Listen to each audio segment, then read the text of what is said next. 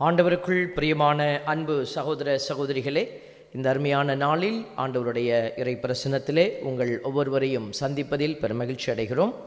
ஆண்டவருடைய பிள்ளைகள், நாம் இந்த தவக்காலத்திலே அடியெடுத்து வைத்து நீங்கள் பயணித்து கொண்டிருக்கிறீங்க. தவக்காலம் ஒரு அருமையான காலம், மனமாற்றத்தின் காலம்.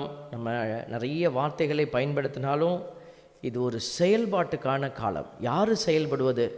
கடவுளா நானா? கடவுளா நீங்களா என்று பார்க்கிற போது நானும் நீயும் செயல்பட வேண்டிய காலம். இது நம்முடைய செயல்பாட்டுக்கான காலம். கடவுள் எப்போவுமே இரக்கத்தோடு இருக்கிறார். அவருடைய இரக்கத்திற்கோ உண்மைக்கோ நீதிக்கோ குறைவில்லாதபடி இருக்கிறது. இந்த அருமையான அபிஷேகத்திற்குள்ளே நாம் போக முடியாதபடி நம்மை தடை செய்வது நம்முடைய பாவம் என்கிற அடையாளம். பாவம் அப்படிங்கிற ஒரு வார்த்தையை இந்த 3 எழுத்தில் நம்ம சொல்கிறோம். ஆனால் இந்த பாவத்தினுடைய நிலை என்பது ரொம்ப ஆழமானது. நிறைய பிரசங்கங்கள் நீங்கள் கேட்டுக்கொண்டு இருப்பீங்க. இந்த நேரத்தில் நம்மளுடைய அந்த பாவம் அப்படிங்கிற நிலையை புரிந்து கொள்வது மிகவும் கடினமான ஒரு காரியமாக இருக்குது. இன்றைக்கி பாவம் அப்படின்னோடனே நம்ம மனசுக்குள்ளே பிசாசு என்ன செய்வான்? 2 பாவத்தை வைப்பான். நீ இந்த இது பண்ணிட்ட, இந்த அது பண்ணிட்ட, அவ்வளோதான் உன் பாவம்.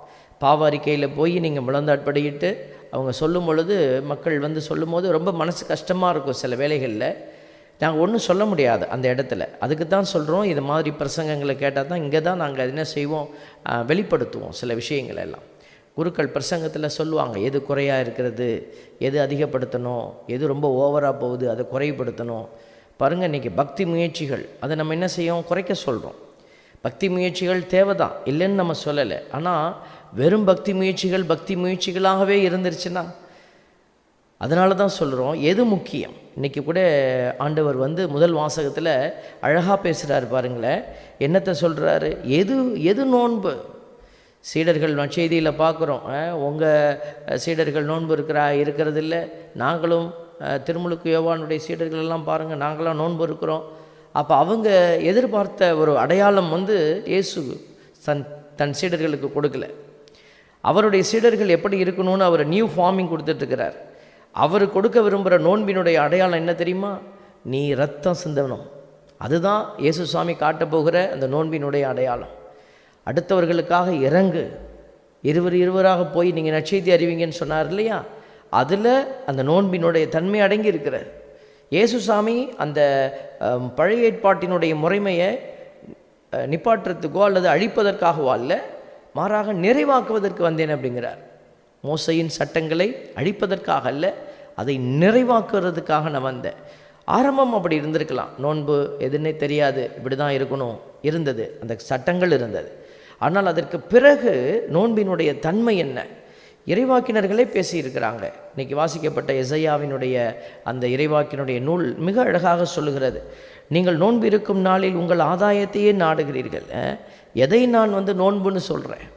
உன் ஆதாயத்தை தேடுறதையா? ஒருவன் தன்னை ஒடுக்கி கொள்ளும் நாளையா நான் உண்ணா நோன்பின் நாளாக தெரிந்து கொள்வது? நம்ம உடல் சாப்பிடாமல் இருக்கிறோம், ஒரு சில காரியத்தெல்லாம் நம்ம வந்து அவாய்ட் பண்ணுறோம். Everything is fine. அது ருடிமெண்ட்ரின்னு சொல்லுவாங்க, அதாவது அடிப்படை. அதெல்லாம் அதன் மேலே கட்டப்படுகிற அந்த கட்டிடத்தினுடைய நிலை எப்படி இருக்கிற? சில பேர் என்ன செய்கிறோம், நம்ம அடிப்படையிலே நின்றுடுறோம், இது போதும் என்று நினைக்கிறோம். ஆண்டவர் சொல்கிறார், அது பத்தாது, நீ மேலே வரணும். இறைவாக்கினர்கள் நூல்லையே கடவுள் மிக அழகாக அதை பேசிட்டார்.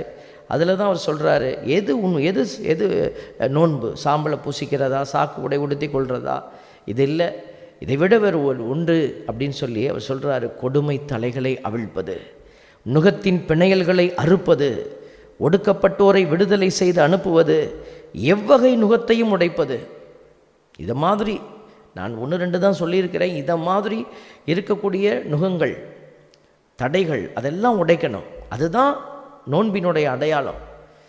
இன்றைக்கி நிறைய நம்மளுடைய தமிழ் சமூகத்தில் இன்றைக்கி நம்ம தமிழ் சமூகம் வந்து ஒரு தரம் தாழ்ந்த நிலைக்கு போய் கொண்டு இருக்கிறது.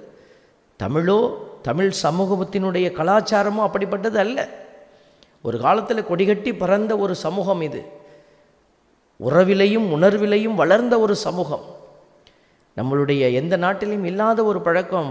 நம்ம வீடுகளெல்லாம் கிராமத்திலெல்லாம் பார்த்திங்கன்னா திண்ணை என்று ஒன்று வைப்பாங்க. ஒரு அருமையான இந்த அடையாளத்தை வந்து அதில் புரிந்து கொள்ளலாம்.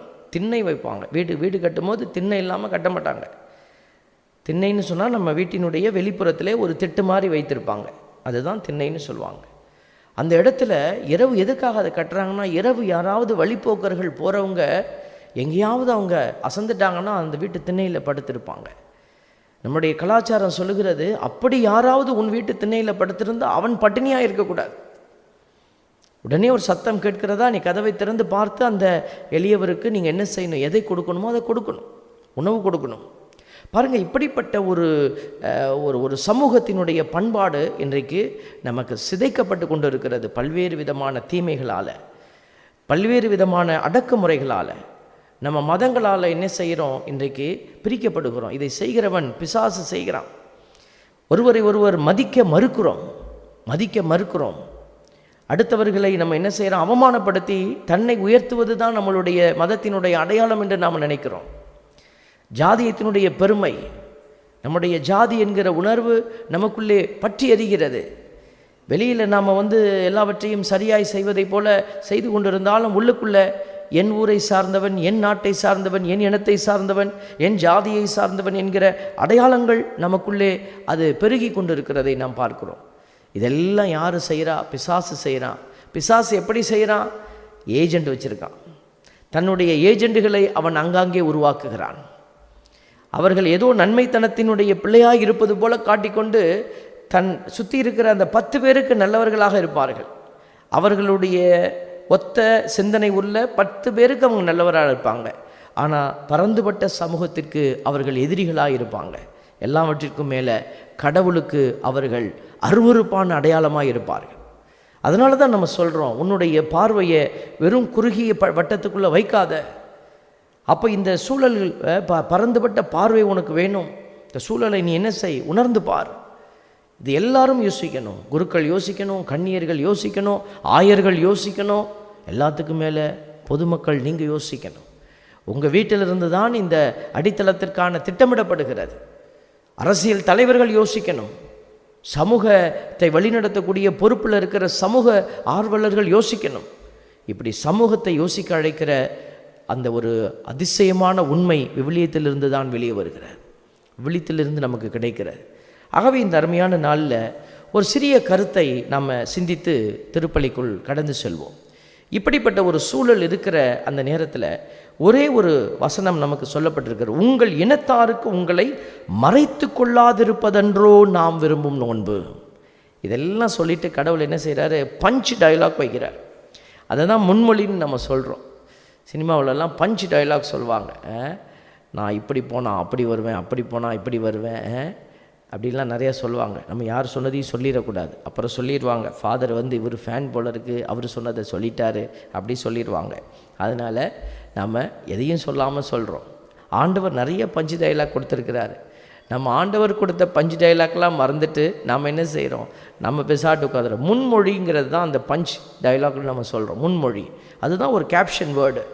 அப்போ அதில் சொல்லப்பட்டிருக்கிறது இந்த நற்செய்தியின் இந்த முதல் வாசகத்தினுடைய அந்த கோர் மெசேஜ், அந்த முழுமை ஒரு புள்ளியில் வைத்தா இதுதான், உங்கள் இனத்தாருக்கு உங்களை மறைத்து கொள்ளாதிருப்பதென்றோ நான் விரும்பும் நோன்பு. அன்பு பிள்ளைகளே, இந்த நற்செய்திக்கு முன் வசனமாக ஆமோஸ் 5:14 வாசிக்கப்பட்டது, பாடப்பட்டது இல்லைங்களா? நன்மையை நாடுங்கள், தீமையை தேடாதீர்கள், அப்பொழுது படைகளின் கடவுளாகிய ஆண்டவர் உங்களோடு இருப்பார். நம்ம கேட்கலாம், நான் எதுக்கு இதெல்லாம் செய்யணும், நான் எதுக்கு ஜாதியை விட்டு வெளியில் வரணும், எனக்குன்னு என்னுடைய குடும்பம் இருக்குது, நான் எதுக்கு அந்த கலர் ரேசிசம், நான் ஒயிட் நான் பிளாக் அப்படிங்கிற ஒரு கலர் ரேசிசம் நம்ம நாட்டில் இல்லை, வெளிநாடுகளில் ஏன் அதை விட்டு நான் வெளியில் வரணும், எனக்குன்னு சோறு போடுறதுக்கு, எனக்கு சப்போர்ட் பண்ணுறதுக்கு இந்த உறவுகள் இருக்கிறாங்க, எனக்கு இது போதும் அப்படின்னு நம்ம நினைக்கலாம். நான் பொருளாதார நிலையில் உயர்ந்திருக்கிறேன், பங்கு சமூகத்தில் அந்த காழ்ப்புணர்வு இருந்து கொண்டு இருக்கிறேன். பங்குகளில் பணக்காரர்களெல்லாம் பணக்காரர்களாக இருப்பாங்க, அந்த நண்பர்கள் கூட்டம் அப்படி தான் இருக்கும், அவர்கள் ஏழைகளோடு தொடர்பு கொள்வதில்லை. பாருங்கள், இப்படிப்பட்ட நிலையை ஆண்டவர் நன்மையை நாடுங்கள். இந்த தவக்காலத்தில் இதுதான் நமக்கு அழைப்பு. நன்மை எது அப்படிங்கிறத அறிந்தால் தானே நீ நாட முடியும். அப்போ நன்மையை எப்படி அறிவது? இந்த வார்த்தையை தேடு. வார்த்தை சொல்லி கொடுக்கும் எது நன்மை அப்படின்னு, எது தீமை அதை விளக்கு. நன்மையை தேடு, தீமையை தேடாதீர்கள், தீமையை தேடி போயிடாத. அப்பொழுது இதை நீ செய்தின்னா அப்பொழுது படைகளின் கடவுளாகிய ஆண்டவர் உங்களோடு இருப்பார். இன்றைக்கி நிறைய வாலிப பிள்ளைகள் கடவுளுடைய அன்பை விட்டு விலகி போகிறாங்க. அவங்க எங்கே விலகி போகிறாங்க? அந்த அடிப்படையில் நம்ம பார்க்கும்போது அவங்க என்ன செய்கிறாங்கன்னா தீமையை தேடக்கூடிய அடையாளமாக மாறுறாங்க. தீமையை தேடுறாங்க. போய் இன்றைக்கி செல்ஃபோனில் போய் நம்ம தேடுறோம். அதுவாக நமக்கு செல்ஃபோனை திறந்தோடனே ஏதோ ஒரு அசிங்கமான படமோ அசிங்கமான ஒரு காரியமோ நமக்கு கண்ணுக்கு முன்னாடி நிற்கிறது இல்லை. நீங்கள் கூகுளுக்குள்ளே போய் அதுக்குரிய சில பெயர்களை அடித்து நீங்கள் சர்ச் கொடுக்கணும். அப்போ தான் வரும் அது. அப்போ பாருங்கள், நீ தேடுற, எங்கே டாஸ்மார்க் இருக்குது, எங்கே ஒயின் ஷாப் இருக்குதுன்னு நீ தேடி போகிற. தேடுதல். டிவியில் எப்போ இந்த நிகழ்ச்சி வரும், எப்போ அடுத்தவங்க வீட்டுக்குள்ளே என்ன நடக்குதுன்னு பார்க்கலாம். அசிங்கமான நிகழ்ச்சிகள் ஓடிக்கொண்டிருக்கிறது. பெரிய பெரிய முகத்தை வச்சிருக்கிறவங்களாம் நிற்கிறாங்க. அதனால் அது சரியாக இருக்கும். தவறு. அன்பு பிள்ளைகள் உணர்ந்து கொள்ள வேண்டும். இன்றைக்கி தொலைக்காட்சியிலிருந்து ஒரு சில பேர் என்னிடத்தில் பேசும்போது ஒரு சில நிகழ்ச்சியை காட்டி கோட் பண்ணி பேசுகிறாங்க. அந்த நிகழ்ச்சியில் அவர் சொன்னார் பாருங்கள், ஒரு அருமையான கருத்து. தேவ பிள்ளைகளே, ஒரு இலை நிறையா நரவல், ஒரு சாணின்னு வச்சுக்கொள்ளுங்களேன். மாடு போடுற சாணியை வச்சுட்டு நடுவில் ஒரு ஆப்பிள் வச்சா, நீங்கள் ஆப்பிள் நடுவில் என்ன சாணிக்கு நடுவில் தான் ஒரு ஆப்பிள் இருக்கே, ஆப்பிள் தானே நமக்கு வேணும் என்று எடுத்து அந்த ஆப்பிளை நீங்கள் சாப்பிட முடியுமா?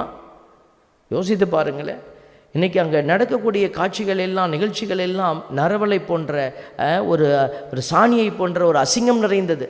அது உள்ளே ஏதோ ஒரு நல்ல கருத்து வந்திருக்குன்னு நீ போய் தொட முடியுமா? தேவ பிள்ளைகள் அறிந்து கொள்ள வேண்டும். இதை தான் நன்மையை அறியக்கூடிய ஆற்றல். அப்பொழுது அந்த வார்த்தை ரொம்ப முக்கியம். நீ சும்மா போய் கடவுளே கடவுளேன்னு சொல்லிட்டு கடவுள் வரணும் வரணும் இல்லை, வரமாட்டார். நிறைய குடும்பங்கள் கடவுளை காண முடியாமல் தவிப்பதற்கு காரணம் அவர்கள் நன்மையை நாடுவதில்லை. தீமையை செய்து கொண்டு கோயிலுக்கு போகிறாங்க. கோயிலுக்கு போய் தங்களுடைய ஃபார்மாலிட்டியை முடிக்கிறாங்க. சண்டே மாஸ் முடிச்சாச்சு, தவக்காலம் வந்துருச்சு, நம்ம வெள்ளிக்கிழமை போய் சிலுவை பாதைக்கு இப்படி நின்றுட்டு வந்துடுறது. முன்னாடியெல்லாம் சிலுவை பாதையெல்லாம் முழங்கால் போடுவாங்க, எந்திரிப்பாங்க. இப்போ முட்டி வலி இருக்கிறவங்க நிறைய பேர் வந்துட்டாங்க. ஆனால் முட்டி வலிக்காதவங்களும் முழங்கால் போடுறதில்ல. அந்த 40 ஸ்தலத்துக்கு முழங்கால் போட்டு எந்திரிச்சா அது ஒரு எதுக்கு டயர்டு பாருங்கள். ஆட்டிடியூடு, மனப்பாங்கு மாறிக்கிட்டு இருக்குது. ஏன் நான் முட்டி போட்டால் வலிக்கு தான் செய்யும். அதுக்கு தானே அந்த அந்த அந்த சிறப்பு காரியத்தை நம்ம செய்கிறோம். முட்டி போடணும், எந்திரிக்கணும், முட்டி போடணும், எந்திரிக்கணும். இன்றைக்கி நம்ம யோசிக்கணும் பாருங்கள். சின்ன சின்ன காரியத்தில் எல்லாம் நம்மளுடைய அந்த மனப்பாங்கு மாற்றப்பட்டு கொண்டு இருக்கிறது. யார் மாத்திரா? ஒரே வார்த்தையில் பிசாசுன்னு சொல்கிறோம். பிசாசு எப்படி மாத்திரான்? அவன் தன் சூழல்களை எல்லாம் கட்டுப்பாட்டுக்குள்ளே வைத்திருக்கிறான். அவருக்குன்னு ஏஜெண்ட் வச்சுருக்கிறான். அரசியல் தலைவர்கள், ஆன்மீக தலைவர்கள், குருக்கள், கன்னியர்கள், எல்லா தளத்துலேயும் அவனுக்கு ஏஜெண்ட் இருக்கிறாங்க. அப்போது நம்ம யோசிக்கணும். எல்லாரும் சொல்வதும் சரி என்று நினைத்து விடக்கூடாது. ஆண்டவருடைய பிள்ளைகள் நன்மையை தேட வேண்டும். அப்பொழுது படைகளின் கடவுளாகி ஆண்டவர் உங்களோடு இருப்பார். இதைத்தான் நம்ம இந்த நாளில் அப்போ நன்மையினுடைய ஒரு அடையாளத்தை தான் இன்றைக்கி நம்ம பார்க்குறோம். அடுத்தவனுக்கும் முகத்தை மறைத்து கொள்ளாதே. அதாவது உன் இனத்தாருக்குன்னு போடப்பட்டிருக்கு. யார் என் இனம்? கடவுளால் படைக்கப்பட்ட என்னுடைய சக மனிதர்கள், என்னை போன்ற உணர்வுள்ள பிள்ளைகள். யார் உன் அயலான்? யார் உன் இனத்தான்? இனத்தான் என்று சொல்லுகிற பொழுது உங்கள் இனத்தாருக்கு அப்படின்ற போது நம்ம உடனே ஜாதியவோ அல்லது நம்மளுடைய வெள்ளை நிறத்தையோ கருப்பு நிறத்தையோ இங்கே கொண்டு வந்து சேர்ப்பது அல்ல. மாறாக இயேசுசாமி அதுக்கு ஒரு விளக்கம் கொடுத்திருக்கிறார். யார் நல்ல சமாரியன்? அடுத்திருப்பவனுக்கு உதவி செய்கிறவன் தான். அடுத்திருப்பவன் என்ன தேவையில் இருக்கிறான் என்பதை அறிந்து செயல்படுகிறவன். இப்போ பாருங்கள், திருத்தூதர் பணி 7:51 ஆண்டவருடைய வார்த்தை சொல்லப்பட்டிருக்கிறது. திமிர் பிடித்தவர்களே. இந்த வசனம் எனக்கு ரொம்ப பிடிக்கும். ஏன்னா நெகட்டிவ் வார்த்தையாக இருந்தாலும் அது நம்மளை குத்துற ஒரு வார்த்தை.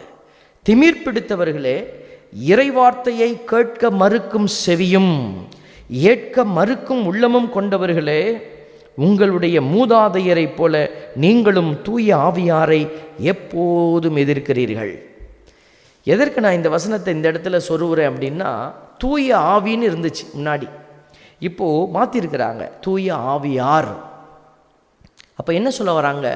அவர் ஒரு நபர் என்பதை குறிக்கிற வார்த்தையாக அது இல்லாமல் இருந்தது. ஆனால் அந்த புரிதல் அப்படி தான் இருந்தது. பிதாவாகிய முதலாம் ஆளாகிய சுதனாகிய சர்வேஸ்வரன், இரண்டாம் ஆளாகிய சுதனாகிய சர்வேஸ்வரன், முதலாம் ஆளாகிய தந்தையாகிய இறைவன், இரண்டாம் ஆளாகிய சுதனாகிய சர்வேஸ்வரன், மூன்றாம் ஆளாகிய தூய ஆவியார். அப்படின்னா ஒவ்வொருத்தருக்கும் பர்சன் பண்ணுவாங்க. இது அவர் தந்தை ஒரு பர்சன், மகன் ஒரு பர்சன், தூயாவி ஒரு பர்சன். அப்போ 3 ஆட்கள் என்கிற அந்த நபர்களை குறிக்கிற அடையாளமாக 3 தளத்திலையும் 3 அடையாளத்தையும் வைத்து பார்க்கிறது நம்மளுடைய இறையியல் அடையாளம். அது இந்த தூய ஆவியார் அப்படின்ற வார்த்தை இப்பொழுது மாற்றப்பட்டிருக்கிறதுனுடைய அழுத்தம் என்னென்னா, அவரும் ஒரு நபர், உன் பக்கத்தில் அவர் இருக்கிறார். அப்போ தூய ஆவியார் என்னிடத்தில் இருக்கிறார்னா அதே தூய ஆவியார் அங்கே இருக்கிறார், அந்த நபரிடத்தில், இந்த நபரிடத்தில். அப்போ நான் என்ன செய்கிறேன், அவர்களுக்கு என்னை மறுக்காமல் நான் ஏற்றுக்கொள்ளுகிற போது தூய ஆவியாரை நான் என்ன செய்கிறேன், ஏற்றுக்கொள்கிறேன். அப்போ இதை தான், அப்போ இறைவார்த்தை இதை சொல்லுது. இந்த இறைவார்த்தையை நம்ம ஏற்க மறுக்கிறோம் அப்படின்னா, நோ, நான் எதிர்பார்க்கிறவங்க கிட்ட மட்டும்தான் தூயாவி இருப்பார், மற்றவங்க கிட்டலாம் தூயாவி கிடையாது என்று நாம் சொல்லிவிட முடியாது, சொல்லக்கூடாது. அதனால தான் பாருங்கள், இந்த முகத்தை மறைத்து கொள்வது, அதாவது நெக்லெக்டிங் சம்படி ஆங்கிலத்தில் சொல்லலாம். நெக்லெக்டிங் சம்படி, வேண்டுமென்றே அவங்கள வேண்டான்னு நம்ம புறந்தள்ளுறது. இது எல்லா தளத்துலேயும் நடக்கும். குடும்பத்தில் நடக்கும், சமூகத்தில் நடக்கும், பங்கில் நடக்கும், நம்ம பணி செய்கிற இடத்துல நடக்கும். அடுத்தவன் செய்யலாம், ஆனால் இந்த இறைவார்த்தையை கேட்டுக்கொண்டிருக்கிற நீ செய்யக்கூடாது. ஆண்டவர் நமக்கு இந்த செய்தியை சொல்லி கொண்டிருக்கிறார். அவங்க செய்கிறாங்க, அதனால் நானும் செஞ்சேன். டிட் ஃபார் டேட், இது இயேசுவின் இது சட்டம் அல்ல, மோசையின் சட்டம். Did for date. ஒரு சகோதரரோடு பேசி கொண்டிருந்தபோது வழிபாடுகள், அவர் ஒரு சபையை சார்ந்தவர். அந்த சபையில் அவர் சொல்கிறாரு, பழைய ஏற்பாட்டினுடைய முறைகள் எல்லாம் மாற்றப்பட்டது, புதிய ஏற்பாட்டில் ஒரு முறைமை வந்திருக்குது, அந்த முறைமையை நம்ம ஃபாலோ பண்ணுறோம் அப்படின்னு சொன்னார். ஆனால் நம்ம எல்லா முறைமைகளையும் மாற்றுவதில்லை, எது நம்மை ஆழத்திற்கு கொண்டு செல்லுமோ அதை நம்ம மாற்றிக்கொள்வது. இன்றைக்கி அதுதான் நமக்கு விருப்பமானது. ஆண்டவர் அதுதான் விரும்புகிறார். பாருங்கள், இன்றைக்கி பாருங்கள், ஒருத்தர் பெரிய மனிதர்கள் சொல்லியிருக்கிறாங்க, indifference and neglect often do much more damage than outright dislike.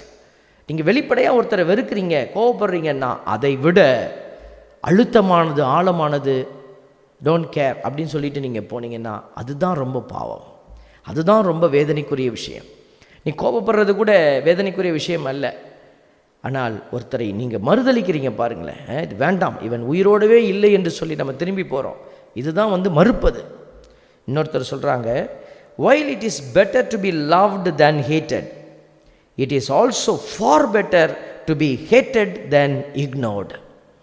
அதாவது வெறுப்பதை விட அன்பு செய்வதே மேலே, it is also for better to be hated. வெறுப்பது நல்லது, வெறுப்பதை அவங்க இது சொல்லலை, கம்பாரிசன். வெறுப்பது நல்லது, எதை விட, மறுப்பதை விட, இக்னோர் பண்ணுறது, அவங்க இருக்கிறாங்கங்கிறதையே நம்ம மறந்துட்டு நம்ம அப்படி ஓரம் கட்டிட்டு போகிறது வெறுப்பதை விட மோசமான ஒரு நிலை. பாருங்கள், இதெல்லாம் பொது மக்கள் சொல்கிற முதுமொழிகள், பைபிள்லேருந்து இல்லை. அப்போ எல்லாருக்குமே இந்த உணர்வு இருக்கிறது. பாருங்களேன், எல்லாருக்குமே உணர்வு இருக்கிறது. அவர்கள் எந்த நம்பிக்கையாளர்கள் நமக்கு தெரியாது, ஆனால் அவர்களும் இதைத்தான் சொல்லியிருக்கிறாங்க. பைபிளில் நம்ம பார்க்குறோம், ஆண்டவர் முகத்தை மறைத்து கொள்ளாத தெய்வன் அப்படின்னு. திருப்பாடல் 27:9 திருப்பாடல் ஆசிரியர் இப்படி தான் வேண்டுறாரு, உமது முகத்தை எனக்கு மறைக்காதிரும், நீர் சினம் கொண்டு அடியேனை விலக்கி விடாதிரும். பார்த்தீங்களா, முகத்தை மறைக்காதிரும். திருப்பாடல் 69:17 சொல்கிறாரு, உமது முகத்தை அடியேனுக்கு மறைக்காதேயும், நான் நெருக்கடியான நிலையில் இருக்கிறேன், என் மன்றாட்டுக்கு விரைவில் பதில் மொழி தாரும். அப்போ கடவுள் அவருடைய முகத்தை மறைச்சிட்டாருன்னா அங்கே என்ன நடக்கும்? அதுக்கப்புறம் நமக்கு ஃபுல்லாக கேடு தான், சாபந்தான். ஏன்னா அவர் முகத்தை நமக்கு மறைச்சிட்டாருன்னா, நம்ம பாவம் போய் மறைச்சிருச்சுன்னா பிசாசு விளையாட ஆரம்பிப்பான் நம்ம வாழ்க்கையில். நிறைய குடும்பங்கள் அப்படித்தான் நம்ம நின்றுட்டு இருக்கிறோம். நிறைய கடவுள் நம்மளை தண்டிச்சிட்டார். இல்லை, கடவுள் ஒரு நாளும் தண்டிக்கலை. நாம் என்ன செய்கிறோம், நம்ம பாவத்தை தூக்கி போட்டு கடவுளுடைய முகத்தை மறைச்சிட்டோம். கடவுளுடைய முகம் மறைக்கப்பட்டுருச்சு. இசையா 59:1 ஆண்டவர் அழகாக சொல்கிறாரு, நான் என் கண்ணை கையை குறுக்கிக்கலப்பா, என் காதை நான் பொத்திக்கலப்பா, என் காது ஒன்றும் செவிடா போயிடல, உன் பாவங்கள் என் காதை பொத்திருச்சு, உன் பாவங்கள் தான் உனக்கு எனக்கு இடையே பிளவை ஏற்படுத்திருச்சு, என் கையை குறுக்கி வச்சிருச்சு அப்படின்னு சொல்கிறாரு கடவுள். எவ்வளோ தெளிவான வார்த்தைகள். படித்து சிந்தித்து பாருங்கள் அன்பு பிள்ளைகளே. அப்போ நாம் என்ன செய்யணும், நாம் நம்மளுடைய இயல்பை விட்டு வெளியில் வரணும். அதான் சேஞ்ச் யுவர் ஆட்டிடியூடுன்னு சொல்லி கொண்டு இருக்கிறேன்.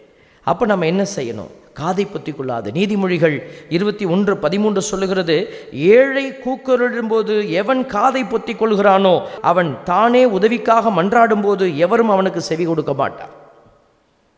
லூக்கா 18:7 நம்ம பார்க்குறோம், தாம் தேர்ந்து கொண்டவர்கள் அல்லும் பகலும் தம்மை நோக்கி கூக்குரலும் போது கடவுள் அவர்களுக்கு நீதி வழங்காமல் இருப்பாரா? அவர்களுக்கு துணை செய்ய காலம் தாழ்த்துவாரா? கடவுள் அப்படி செய்ய மாட்டார். நீ மன்றாடு, நீனா கண்டிப்பாக அவர் என்ன செய்கிறார்? திரும்பி பார்ப்பார். அதனால தான் கடவுள் அப்படி செய்கிறாரு. அப்போ நாம் எப்படி செஞ்சிட்ருக்குறோம்? காதை பொத்தி கொண்டு மற்றவர்கள் எப்பேற்பட்ட எந்த கஷ்டத்தில் இருந்தால் நமக்கு என்ன என்று சிந்தித்து கொண்டு இருக்கிறோமா?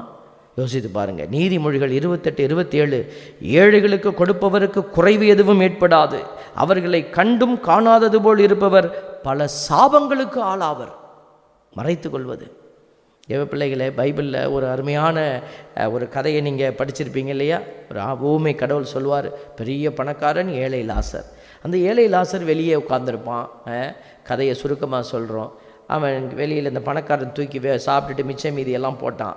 அதை எடுத்து இவன் சாப்பிட்டான், நாய் சாப்பிட்டுச்சு. பாருங்கள், நாய்க்கும் அவனுக்கும் வேறுபாடு இல்லாத ஒரு நிலை. அவன் மேலெல்லாம் புண்கள், நாற்றம். பாருங்கள், இந்த பணக்காரனுடைய நிலையை யோசிச்சு பாருங்களேன். அவன் என்ன செய்தான்? அவன் அடித்து விரட்டினானா? இல்லை என் வீட்டு வாசப்படியில் உட்காராதரா அப்படின்னு சொல்லி விரட்டினானா? இல்லை நாயை விட்டு கடிக்க விட்டானா? இல்லை தீய வார்த்தையை பயன்படுத்தினானா? தன்னிடத்தில் இருக்கிற ஊழியர்களை வைத்து அவனை அடித்து நொறுக்கினானா? என்னதை செய்தான் இவன்? ஒன்றுமே செய்யலையே. தன்னிடத்தில் இருக்கிற மீதியை கொண்டு வந்து போட்டால் அவன் சாப்பிட்டான். பாருங்கள், இவனும் செத்தான், அவனும் செத்தான். இவன் ஆபிரகாம் மடியில் போய் இந்த ஏழை லாசர் உட்கார்றாரு. பணக்காரன் ஒரு சொட்டு தண்ணிக்கு கேட்குறான். அவன் கையிலிருந்து ஒரு சொட்டு தண்ணி. நீங்கள் ஊற்றுங்க ஆபிரகாம்னு சொல்லலை, அவருடைய கையிலிருந்து ஒரு சொட்டு தண்ணியை வைங்க. ஏன் இந்த தொடர்பு வார்த்தைகள்? இந்த பணக்காரன் என்ன பாவம் செய்தான் அப்படின்னா, தன் அயலான் என்ன துன்பத்தில் இருக்கிறான் என்பதை அறிய மறுத்தவன். ஒரு நண்பர் சொல்கிறாரு, அவர் ஒரு சபைக்கு போயிட்டார். கத்தோலிக்க கிறிஸ்தவராக இருந்தவர். போகட்டும், எங்கே வேணாலும் கடவுள் அவரை வெளிப்படுத்துகிற விதமாக அவங்க போய் பணி செய்யட்டும், அதை நம்ம மறுக்கலை. ஆனால் கத்தோலிக்க திருவையில் இதை மாதிரி உதவிக்கரம் நீட்டக்கூடிய காரியங்கள் குறைவாய் நடக்கிறது என்கிற பழியை அவர் வைக்கிறார். அதில் எனக்கு பெரிய ஆச்சரியம். அவருக்கு அறிவெல்லாம் இருக்கிறது, உலகியல் அறிவு நிறையா இருக்கிறது, காசு நிறையா சம்பாதிக்கிறார் வேலை செஞ்சு. ஆனால் கத்தோலிக்க திரு அவையில் அதிகமான 60% மேற்பட்ட அளவு, ஒரு குத்து மதிப்பாக தான் சொல்கிறேன், பணிகள் சார்ந்த நற்செய்தி ஊழியங்கள் தான் எங்களுக்கு நடந்து கொண்டு இருக்கிறது. இப்போ தான் நமக்கு இந்த அருங்கொடை இல்லம், கரிஸ்மேட்டிக் ப்ரேயர்லாம் இப்போ தான் கொஞ்சம் பூமிங்காக வருது. ஆனால் இதுவரைக்கும் திரு அவை பயணித்த அந்த பயணத்தினுடைய வெளிப்பாடு என்ன தெரியுங்களா? அடுத்தவர்களுடைய துயர் துடைக்கிற பணி தான் நற்செய்தி பணி என்று திரு அவை அழுத்தமாக சொல்லி அதன்படியாகத்தான் தன்னுடைய பிள்ளைகளை வழி நடத்தியது. திரும்பி பாருங்கள், எத்தனை உதாரணங்கள் உங்களுக்கு கொடுக்கணும், எத்தனை உதாரணங்கள். நீங்கள் எங்கேயாவது ஒரு ஊருக்குள்ளே போய் பார்த்தீங்கன்னா அங்கே 2 சிஸ்டர் ஏதாவது ஒரு வயதானவர்களை வச்சு காப்பாற்றிக்கிட்டு இருப்பாங்க, அங்கே நோயுற்றோரை வச்சு பார்த்துக்கிட்டு இருப்பாங்க. ஏதாவது ஒரு இயக்கம் ஒன்று இயங்கி கொண்டு இருக்கும். அங்கே ஒரு பங்குக்குள்ளே போங்க, ஒரு வின்சென்ட் டி பால்ன்ற ஒரு சபை இருக்கும், அங்கே 10 ஏழைகளுக்கு உணவு கொடுத்துக்கிட்டு இருப்பாங்க. இதெல்லாம் படம் பிடித்து ஒரு நாளும் வெளியே காட்டப்படுவதில்லை. இதெல்லாம் இந்த கை செய்வது இந்த கைக்கு தெரியாது இருக்கட்டும் என்ற வார்த்தையின்படியாக பங்கு தலங்களிலே பங்கு குருக்கள் மிகச்சிறப்பாக அதை செய்து கொண்டு இருக்கிறாங்க. ஒரு சிலர் தான் அதை அப்படி படம் போட்டு காட்டுவாங்க, மற்றபடி யாரும் அதை படம் போட்டு காட்டுதில்லை. அப்படி படம் போட்டு காட்டியிருந்தால் இன்றைக்கு பிரமாதமாக வளர்ச்சி அடைந்திருக்கும் சபை, பெருமையாக பேசப்பட்டிருக்கும். பங்கு தந்தையர்கள் எல்லாம் அப்படி பிரமாதமாக இருப்பாங்க. ஆனால் ஆண்டவர் குறைந்திருப்பார்.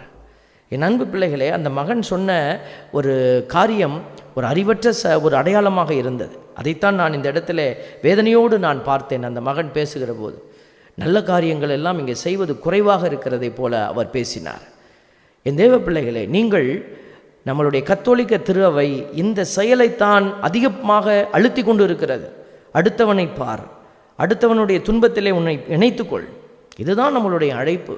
அதனால தான் நம்ம என்ன செய்கிறோம், பெரிய இறைவார்த்தையை சும்மா பலபலான்னு பேசிட்டு போகக்கூடாது என்பதற்காக வார்த்தையை நம்ம என்ன செய்கிறோம், ஒரு அளவுக்கு செய்துட்டு செயல்பாட்டுக்குள்ளே போங்கன்னு சொல்லி நம்மளுடைய மக்களை வழிநடத்தி கொண்டு இருந்தோம். ஆகவே நம்ம எந்த விதத்திலும் குறைவுபடாத ஒரு திரு அவை. ஏதோ இந்த நாட்களில் வார்த்தையின் மீது மக்கள் தாகம் கொள்கிறாங்க, ஆனால் யோசிக்கணும், வார்த்தையின் மீது தாகம் இருக்கிறது, வார்த்தையை தேடக்கூடிய ஆற்றல் இருக்கிறது. செயல்பாடு இல்லாமல் போனால் நீ வார்த்தையை தேடிய நேரங்கள் எல்லாம் வீணாய் போய்விடும். பிசாசு இன்னைக்கு அப்படி தான் நம்மளை ஏமாற்ற ஆரம்பிச்சிட்டான். பைபிளை எடு, வாசி. பைபிளை எடு, தியானிச்சிடு. பைபிளை எடு, நல்லா நீ என்ன செய், பைபிளுக்குள்ளே ஆழமாய் நீ தியானம் செய்து மூழ்கிப்போ. அதுக்கப்புறம் மூடி வச்சுட்டு உன் வேலையை பார். ஆண்டவர் அது சொல்லலை. அடுத்தவனுக்கு மறைத்து கொள்வதா உன்னா நோன்பு, அடுத்தவர்களுக்கு உன்னை மறைத்து கொண்டு உன் ஆன்மீகத்தை வளர்ப்பதா உன் ஆன்மீக வாழ்வு. இதுதான் ஆண்டவர் இன்னைக்கு நம்மகிட்ட கேட்குறார். அன்பு பிள்ளைகள் உணர்ந்து கொள்ள வேண்டும். பாருங்கள், செக்கரியா 11வது அதிகாரத்தில் ஆண்டவர் சொல்கிறார் பாருங்கள், ஆண்டவர் என்னை நோக்கி, அறிவற்ற ஆயன் ஒருவனின் கருவிகளை இன்னொரு முறை எடுத்துக்கொள். அறிவற்ற ஆயன் எப்படி இருப்பான் பாருங்க. இதோ நாட்டில் ஆயன் ஒருவனை எழுப்புவேன், அவன் அழிந்து போவதை காப்பாற்ற மாட்டேன், சிதறி போவதை தேடி தெரிய மாட்டான், எலும்பு முறிந்ததை குணப்படுத்த மாட்டான், நலமாயிருப்பதற்கு உணவு கொடுக்க மாட்டான், ஆனால் கொழுத்ததின் இறைச்சியை தின்பான், அவற்றின் குழம்புகளை கூட நறுக்கி போடுவான். ஆடுகளை கைவிடுகிற பயனற்ற என் ஆயனுக்கு ஐயோ கேடு. அவனுடைய கை மேலும் வலக்கண் மேலும் வாள் வந்து விழட்டும். அவனது கை முற்றிலும் சூம்பி போகட்டும். அவனது வலக்கண் இருண்டு முற்றிலும் குருடாகட்டும். பாருங்கள் எவ்வளோ கடுமையான வார்த்தைகள். இது ஆயன் என்று சொன்ன உடனே ஏதோ ஒரு ஆயருக்கு போலன்னு நம்ம நினைத்து கொள்ளக்கூடாது. ஆண்டவருக்கு முன்னாடி தலை தாழ்ந்து யாரெல்லாம் தலையில் திருமுழுக்கினுடைய அபிஷேகத்தை பெற்றிருக்கிறீங்களோ நீங்கள் எல்லோருமே ஏதோ ஒரு தளத்திலே ஆயருக்குரிய நிலைக்கு நீங்கள் உயர்த்தப்பட்டு இருக்கிறீங்க. குடும்பத்திலே தலைவனாக இருக்கிறியா, நீ குடும்பத்திற்கு ஆயன். குடும்பத்திலே தலைவியாக இருக்கிறா, நீ ஒரு ஆயன். ஒரு பங்கு தளத்திலே குருவானவர் ஆயன். நம்மளையெல்லாம் மேய்க்கிற பிஷப் ஒரு ஆயன். பாப்பரசர் ஒரு ஆயராக இருக்கிறார். இப்போ நம்ம எல்லாருமே ஒவ்வொரு தளத்தில் ஆயர்களாக இருந்து செயல்படணும். நாம் என்ன செய்யணும்? மந்தையை கூட்டி சேர்க்கணும், மந்தைகளுக்கு உணவு கொடுக்கணும். பாருங்கள், இது எதிர்ப்பதமான வார்த்தைகள் சொல்லப்பட்டிருக்கிறது. வேதனையான அந்த காரியம். அவனுடைய கை மேலும் வலக்கண் மேலும் வாள் வந்து விழட்டும், அவனது கை முற்றிலும் சூம்பி போகட்டும். பாருங்கள், இந்த கடுமையான வார்த்தைகள் எல்லாம் நமக்கு வந்து சேர்ந்து விடக்கூடாது. அதுக்காகத்தான் ஆண்டவர் நம்ம எச்சரிக்கிறார். அன்பு பிள்ளைகள், இந்த நாளில் ஒரே ஒரு காரியத்தை உணர்ந்து பாருங்கள். அவங்க எனக்கு நல்லது செய்யலை, அதனால் நானும் நல்லது செய்யலை என்று சொல்வது இயேசுவின் சீடருக்கு உகந்த வாழ்க்கை முறை அல்ல. அவர் என்னை அடித்தார், நான் அவரை அன்பு செய்தேன். இதுதான் நம்மளுடைய வாழ்க்கை முறை. இதுதான் ஆண்டவர் நம்மிடத்தில் கேட்கிற வாழ்க்கை முறை. அதனால் நீங்கள் இழந்து போவீங்க, கண்டிப்பாக இழந்து போவீங்க. நான் எவ்வளவு இழப்பது? எல்லாவற்றையும் இழந்து போ. ஆண்டவர் தான் சொல்கிறார். நீ எதை இழந்தாலும் நீ ஆண்டவருடைய இறையரசை ஆதாயமாக்கி கொள்ளப் போகிறாய். இயேசுவை நீ ஆதாயமாக்கி கொள்ளப் போகிறாய். அதுதான் நமக்கு வேணும் இல்லையா? இந்த உலகத்தை கடந்து நம்ம ஆத்மா வெளியில் போகும்போது அங்கே இயேசு உங்களுக்காக நின்னாருன்னா இதை விட வேறு என்ன பாக்கியம் உங்களுக்கு வேணும்?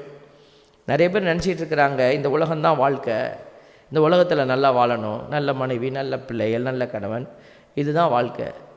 தயவு செய்து ஏமாந்து போக வேண்டாம். இந்த உலகத்திலே நமக்கு கிடைத்திருப்பது வாழ்க்கை அல்ல. இந்த வார்த்தையை பயன்படுத்துகிறோம், வாழ்க்கை வாழ்க்கைன்னு. ஆனால் விவிலியத்தின்படி இந்த பூமியிலிருந்து நம்மளுடைய ஆத்மா வெளியில் போகிற போது, இந்த உடலை விட்டு வெளியே போகிற போது அங்குதான் வாழ்வு உண்டு. அதைத்தான் இயேசு நிலை வாழ்வு, நிலைன்னா முடிவே இல்லாத வாழ்வு, அது அந்த வாழ்வுக்காகத்தான் இந்த வாழ்வு தேர்வு. இது ஒரு தேர்வு, எக்ஸாம் எழுதுகிற ஒரு ஹால். இந்த தேர்வை நீ ஒழுங்காக எழுதி முடி அன்று ஆண்டவர் நம்மளை அழைத்து கொண்டே இருக்கிறார். இந்த தேர்வு நாட்களில் நீங்கள் விளையாட்டாக இருந்துட்டு உலகப்போக்கில் வாழ்ந்துட்டு அங்கே போனீங்கன்னா அந்த ரிசல்ட் அங்கே தான் நமக்கு கிடைக்க போகிறார். சிந்தித்து பாருங்கள், ஆண்டவர் கொடுக்குற காரியங்கள் மிகவும் கடுமையாக தான் இருக்கும். இந்த உலகத்தை நம்ம வெற்றி கொள்வோம். ஆண்டவர் நமக்கு உதவி செய்வார். இந்த தவக்காலம் அதற்கான ஒரு காலமாய் அமையட்டும். ஆமென்.